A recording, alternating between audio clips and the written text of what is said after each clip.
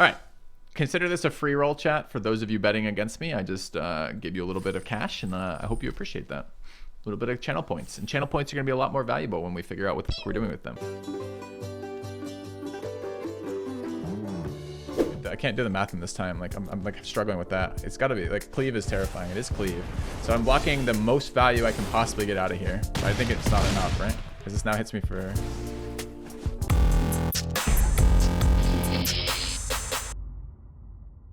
All right. Pack one, pick one. What card do we want? The best card in the pack is Ashiok, maybe. Clarion Spirit's pretty good. Luminarch Aspirant's pretty good. Blood Chief's Thirst is dirt cheap. It's reasonable removal. The Vorinclex is a bait that many people enjoy that I do not. So I see two white-red aggro cards that are pretty, or even mono-white aggro cards that are pretty good, and I see a bunch of mediocre rest of this shit, and one okay removal. Reclamation can be a nice bait too, if you want to build a Gandalf deck around Reclamation. I kind of don't. We could first pick Ashiok and try to stay open to mill. The biggest issue with these two cards right now is they're almost duplicates, right? They're both first pickable white cards. So by taking one, we don't indicate to anybody that white is closed. So there might be a point where we're competitively picking white with like the next guy on our other side, which means we don't get anything in pack 2. These are both great cards though. I could Ashiok. I don't really want to play white aggro right now, but not for any reason. I think it's fine. All right.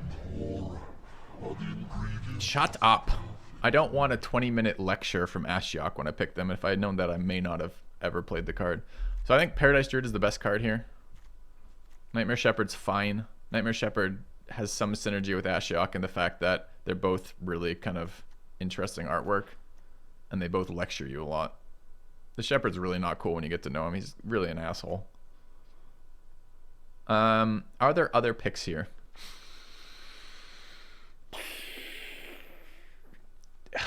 I guess the question is, chat, can I still pick Paradise Druid, and do I want to? The Shepherd is not like a powerful card. It kills your graveyard synergies as black, and it's a 4/4 flyer for 4, which rarely gets there unless you're playing mono green, no removal. So I'll take the best fixer in the format. I think that seems okay, I guess. Maybe second best. I think Goose is maybe better in Paradise Druid, honestly. All right, God Eternal in black for the punish for not picking the other black card. All right, I will speculate Gandalf because of the Ashiok. Oh God, more Gandalf. All right, green-black dual, or Binding I think is incredible, by the way. So green-black dual-colored card, Magda, if we'd gone that red aggressive deck. I mean, these red cards are like premium. Abrade, Ferocidon, and Magda are probably my 3 favorite red cards in this format in the early game. Like I like Glorybringer and Chandra quite a lot for past that, but these like on 2 and 3, these cards are amazing. Tezzeret's really Gandalfy, which is fine. But I actually think Binding is better than Tezzeret. Tezzeret's a nice stall card, but it's a bit expensive at 5 and sometimes just has no impact at all, like versus Tramplers. Binding is just good always. Ramps me, kills things, can play it in all the decks.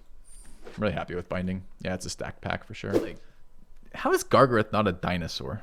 I don't even know what this picture is supposed to be of. Like, okay, let's take a chat. All right, small sidestep in this game. What the fuck is this creature? I thought maybe it'd give me a bigger picture. No, it just like takes away all the distractions of the background. So is the creature in this picture? So my first thought is perhaps Gargaroth is an invisible vigilant reach trampler. That explains why he has vigilance and reach, because you can't see him, so you never know if he's fucking grabbing you out of the sky or untapped or whatever. That's my first thought. Is we have a picture of a forest. There's some red birds in the foreground, some trees in the background, and an invisible Gargaroth dead center. My second thought is maybe this structure in the back is supposed to be the creature, but what am I looking at? Are these horns, ears? Is this his tusks? Does he have a little tiny head? Are those his eyes? Those 2 like yellow spots in the middle there? Does he have these like really tiny eyes and he's got these ginormous horns and he's like looking over his shoulder? He's like posing. Is his hair blowing back in the wind as well? Is that his tail or tree? Those are the reproductive organs. It's a bold place to put them. Generally, there's a little bit of protection needed for those. This creature, as I see it, with these weird fucking legs, is he like a little like a rabbit or kangaroo kind of thing? Is he like standing up on back hind legs with like kind of like little T-Rex arms in the front here? Like what seriously, what the fuck am I looking at with Elder Gargaroth?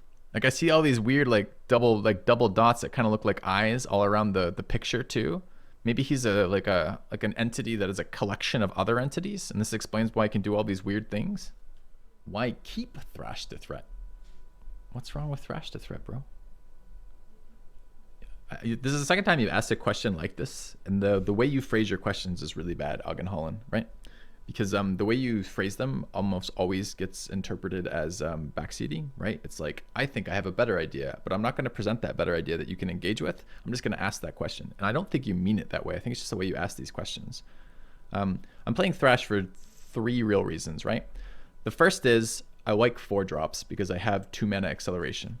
The second is I like removal in this deck because I don't have a lot of it, and spot removal is good. We have the creatures to support it, like big creatures that can use Thrash to remove it. And the fourth is Thrash is Thrash is a green card. It can also be a red card, but it's a green card. I have plenty of green sources, right? And then finally, we have some cheap red sources. So sometimes we cast it as a creature. It's just pretty unlikely. The backside of this rarely gets played in our deck, but it doesn't cost us anything to do it. We need removal, and it's a green card, so we can play it. Up a black banner or not? Double black, Woe Strider, God Eternal, Gear Hulk. We cut a card for Shade, chat. Is there any way that is not Snakeskin Veil? What other card could we possibly cut for Shade here? Kenra, maybe? All right. What are we calling this deck? What even is Gargaroth? Gargrroth. Okay. All right, how's our mana base? Looks good. Okay, so we actually have the mythical 1-drop into 2-drop into 4-drop with colors for it. So we can cast Threat as a 4/4 this time. I was actually thinking I'd go 1 into Cultivator. I actually could. I could go 1 into Cultivator. Cultivator, and then next turn Threat and attack with the Caravan, which seems okay too. I think it's actually better than the 2-drop. All right, let's take a look at what that looks like. I need a red mana next turn, but this shock that in and probably not have to shock that in. So this is Forest, tap out Cultivator, call it their turn. Okay. So discussion of plays is always fine, especially post-fact. I don't like being told what to do is a good thing for backseating. So if you find yourself just like in general giving me a list of commands in chat, like tap your green, attack with your creature, pick this card, you're probably pissing me off and not what you want to be doing. I don't want to, the backseating is like you're driving and someone's like clenching their fucking fist, stomping the pedal and being like, oh my God, I can't believe you made such and such a decision. We don't want to be in that scenario on my stream, okay? No. Why the fuck would you tap that way?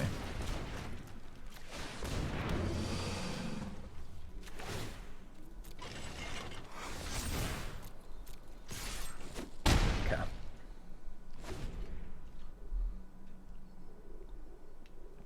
Yeah, going first. This is Magic. Your variance is between games, not within games, right? So last plays that we played all fucking second with our shit deck. Now we have our better deck going first.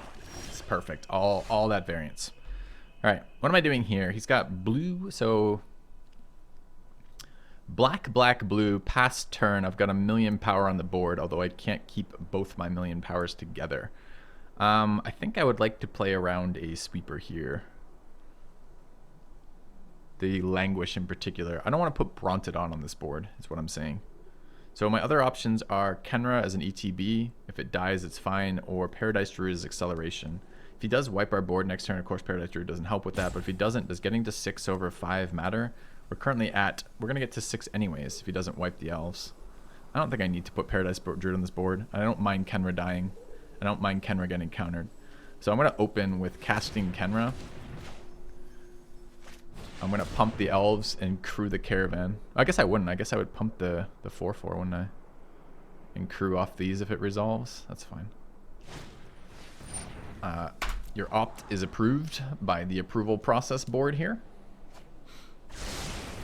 Black, open. All right.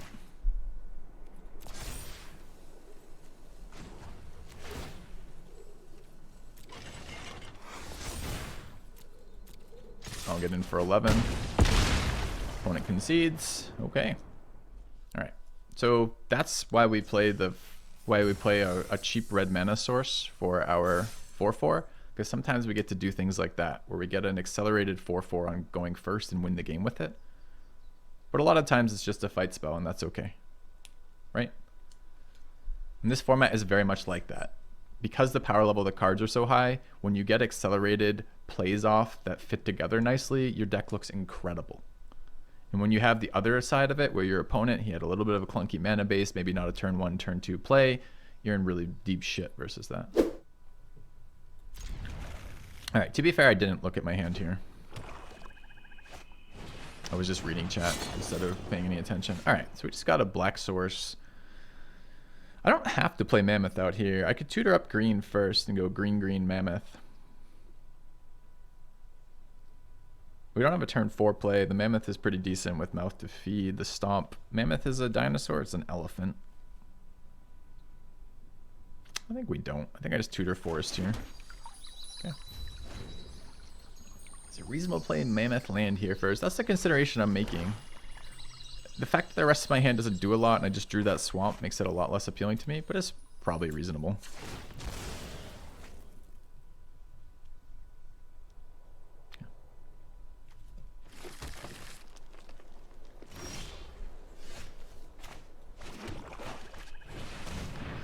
Probably our mana dork dies here, which is not particularly exciting. But it didn't die here, so now we're excited.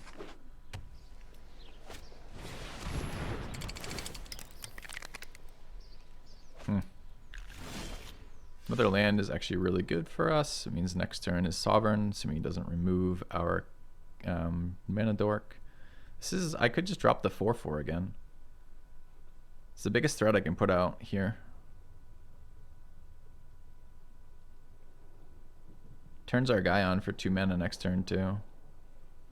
Although I don't know if that matters. I hate removing her. And we have other removal in hand. Alright, fine. Fucking fine. Alright. Did WotC really cancel pre-release? Yep, they really canceled pre-release. Wasn't WotC's decision?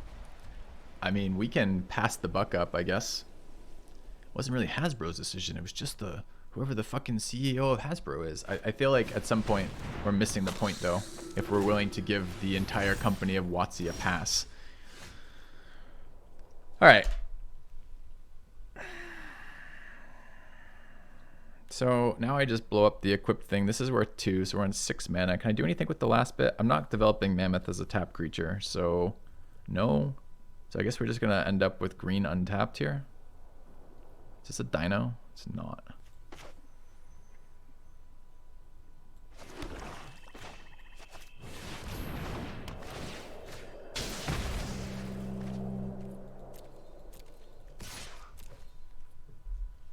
Yeah. Boat seems great. Our hand has come together nicely. Jeff Bezos is why we can't have ice cream for dinner. Exactly, that kind of logic, right? Does WotC have any ability to advocate for their own best interest with Hasbro? I have no idea. I have no idea. It seems like they probably ought to, though. All right, he's got 3 mana untapped. So what we want to do is make 2 good attackers here. So we can tutor up an island here as a tap land, which is fine. We have 6 mana, 7 with the tap. It doesn't matter. I don't really, I mean, I could play Mammoth on this turn. So I have 6. So we have 2 3-drops. I might as well get fucking Mouth to Feed value, right? So this is probably, oh, but it can't second half of Mouth to Feed. So first half, I want a Binding this turn, but it's probably, it's really clunky, the Binding play. I guess I Mouth plus Savage Stomp and we call that a day. It gets blown the fuck up by removal though, right?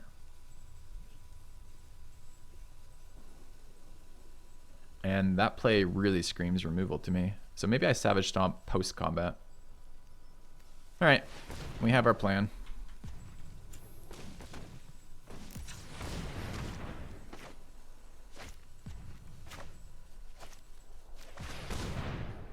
This is good enough to crew our boat. If he's got removal, we don't get blown out. We're gonna crew the boat. Probably the boat gets blown up here. If he doesn't have removal, we cast our Mammoth. If he does have removal, we cast our Stomp. All right. Okay. Alright, we have to mull this hand again. We can't cast any of our cards. We don't have enough lands. Okay.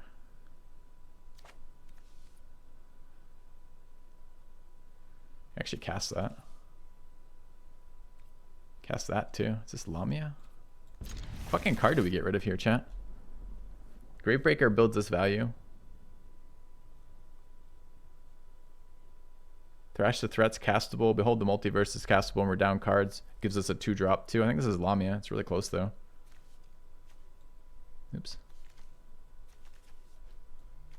Maybe we can go 3 to 5 with that and just build it. Maybe it's Thrash. Maybe I don't need the 4-drop even though I can cast it. Lamia just better for value than the Thrash, I guess. And I'd rather draw that as removal later. It's really close.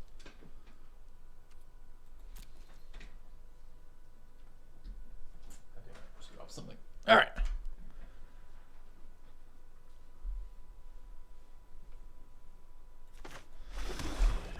Okay.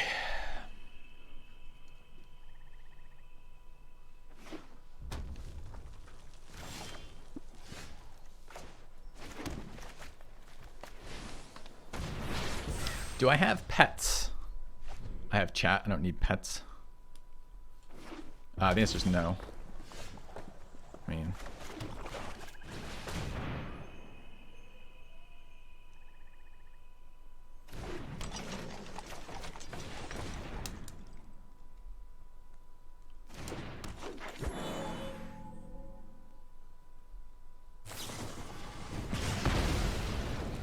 I hate it. It's that one. Like, I mean, I'm expecting the mana dork to get removed. He hasn't done anything. So we got a little screwed here, honestly. We just bricked on our draw, our land draw for Gravebreaker. We had 3 draws to do it.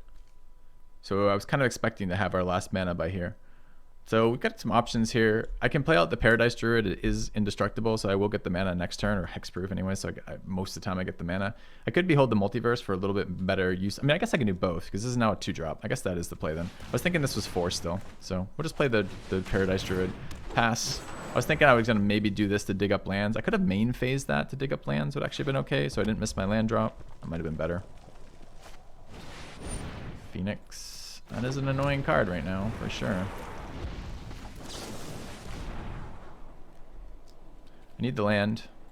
Do I also want Seraph? Seraph will get rid of the egg. So I guess I do.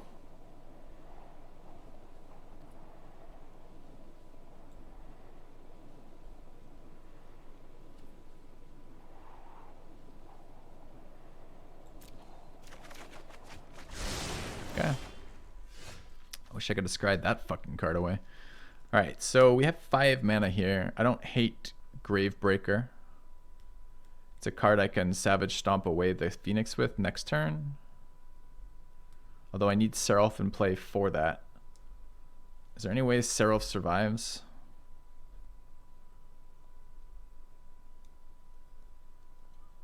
Is there any way I can attack him with the Caravan and have mana open to Stomp? Which is no, right?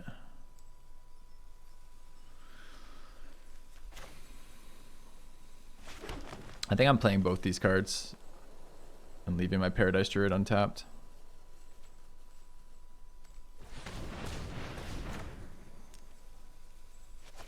Problem is this card almost always gets removed. I could tap this and attack with the 5/5 at least.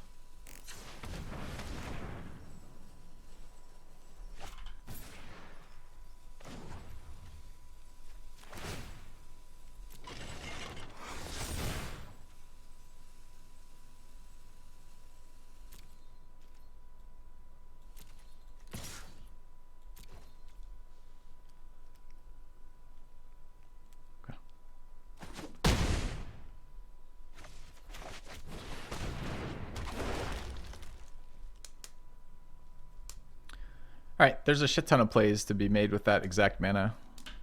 I think Gravebreaker later is fine. I'm a little worried Seraph gets removed here and it's my best card to deal with Phoenix. Yeah. But Gravebreaker alone doesn't deal with Phoenix either. And if he's not blocking, at least I'm getting damage in. So. We don't know what our opponent's doing. Is he mono red with no early game? Or is he red white with no white cards? It's really tough to tell. The fact he's playing 2 tap red lands makes me think it's mono red with a bunch of fucking expensive cards in his hand that he's currently screwed on.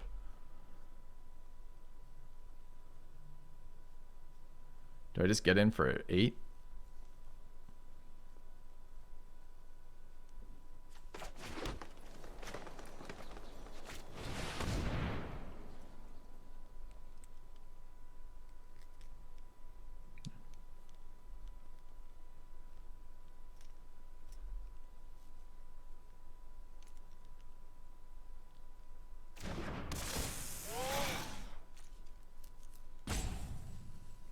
Which card do we want to tutor, chat?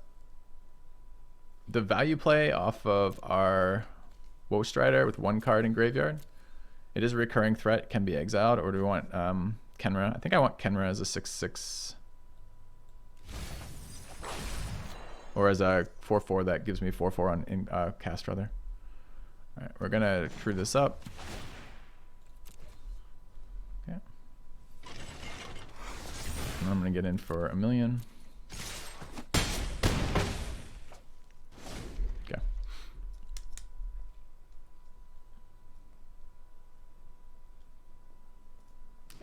Lamia's been good in this deck so far, man. Twice now, we've gotten pretty good value out of it. I think I've been sleeping on this fucking card.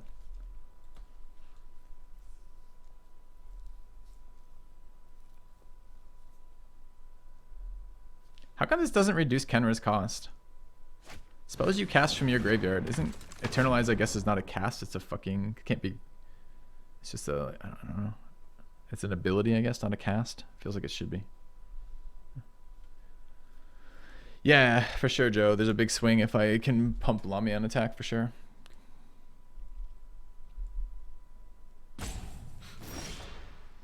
Passed with 1 million open mana open. That sucks. 5 mana red. What can he remove? Looks like he can remove everything.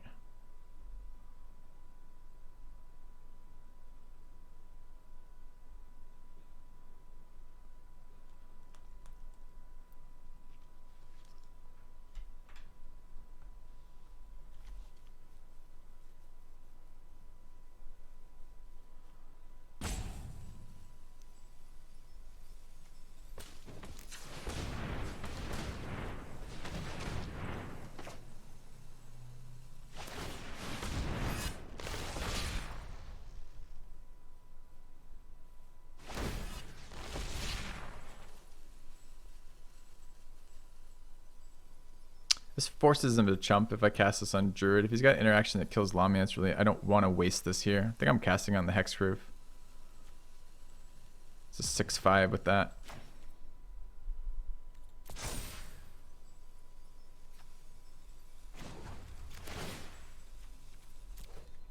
Okay. I can't get 3 mana here reasonably anyways, which kind of sucks. Here, though, he just blocks my Lamia. But I forced him to chump with the Outcast, so I don't have to have this open. So we had a Braid.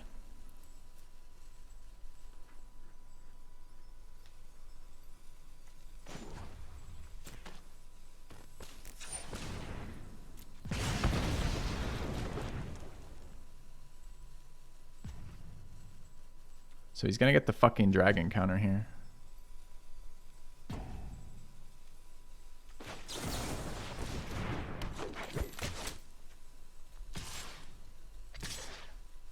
So he eats Lamia, goes to 1, or he eats Lamia and chumps.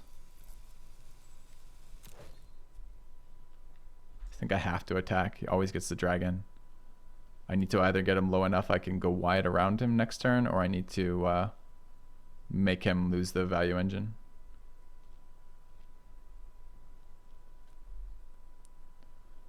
So here I would have... I still think I don't want to pump Lamia, right? He just eats a different creature there. A Braid is an interesting one there. It's certainly annoying. It removes my 5/5, but it removes my 5/5, and I already got the tempo out of casting this. This card is Summoning Sickness, so I can't attack. Okay, I wasn't expecting that line. I think that's probably the worst line for our opponent. God alone knows what he has in hand, so maybe it isn't, but it feels like the worst line. Because he didn't remove one of my attackers, still took a lot of damage to the face. He secured his Dragon Master, I guess.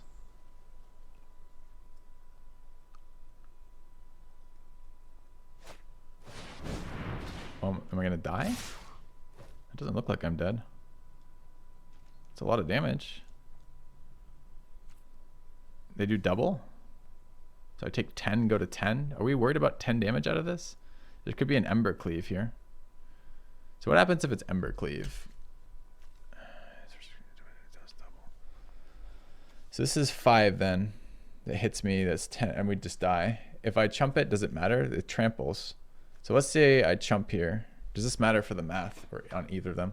So how much damage did this card hit me for? 5, it hits me twice. This card kills me alone with Ember Cleave. If I block it, so this card does 20 damage with Ember Cleave. If I block it here, I take 18 damage and I'm still dead. Am I missing any math there?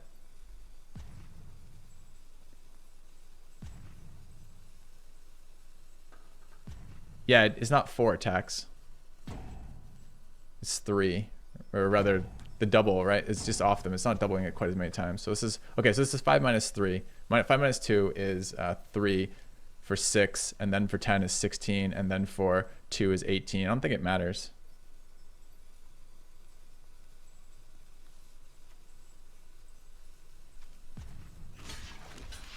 I don't fucking know, man. I can't do the math in this time. Like I'm like struggling with that. It's got to be like cleave is terrifying. It is cleave. So I'm blocking the most value I can possibly get out of here. But I think it's not enough, right? Because this now hits me for. Okay. So I didn't block. I was dead. But I think either target was an equally good block. Okay, tough game.